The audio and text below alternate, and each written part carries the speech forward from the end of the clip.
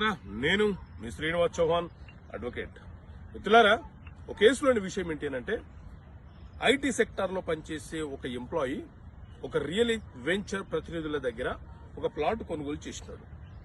ఇప్పుడు ఆ ప్లాట్ అమ్ముదామని వెళ్తే కొనుగోలు చేసే వ్యక్తులు ఆ ప్లాట్ కి సంబంధించిన కొంత సమాచారం తీసుకుని ఇతని వద్దకు వచ్చినారు. ఆ విషయం ఏంటి అంటే, మీరు కొనుగోలు చేసినటువంటి భూమి ఏదైతే ప్లాట్ ఏదైతే ఉందో ఆ సర్వే నెంబరు గవర్నమెంట్ భూమి, అది ప్రొహిబిటెడ్ లిస్ట్ లో ఉంది, అది అమ్మకాలు కొనుగోలు చేయడానికి అవకాశం లేదు అని చెప్పి వాళ్ళు ఇన్ఫర్మేషన్ తీసుకొని వస్తే ఇది నిజమా అని చెప్పి మన దగ్గరకు వచ్చినారు. సో మిత్రులారా, సాధారణంగా ప్రభుత్వ భూములు అంటే పేద ప్రజలకు ఉపాధి కోసము, జీవనం కోసము, తరతరాలుగా అనుభవించడం కోసము ప్రభుత్వం ఇచ్చినటువంటి భూములను ప్రభుత్వ భూములు అంటారు. ఈ భూములు ఎప్పటికీ కూడా అమ్మకాలు కొనుగోలు చేయవద్దు. ఈ భూములు ప్రొహిబిటెడ్ లిస్ట్ లో ఉంటాయి, నిషేధపు జాబితాలో ఉంటాయి.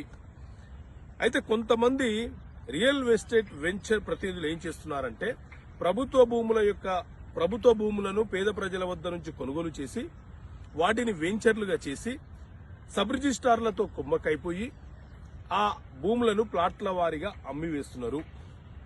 సబ్ రిజిస్ట్రార్ దగ్గర రిజిస్ట్రేషన్ జరుగుతుంది కదా అని చెప్పి మనం కొనుగోలు చేస్తున్నాము. కాబట్టి మిత్రులారా, ఏదైనా ఒక భూమి కొనుగోలు చేసేటప్పుడు దానికి సంబంధించిన సమాచారము లీగల్ ఒపీనియన్ తీసుకోండి, లేకపోతే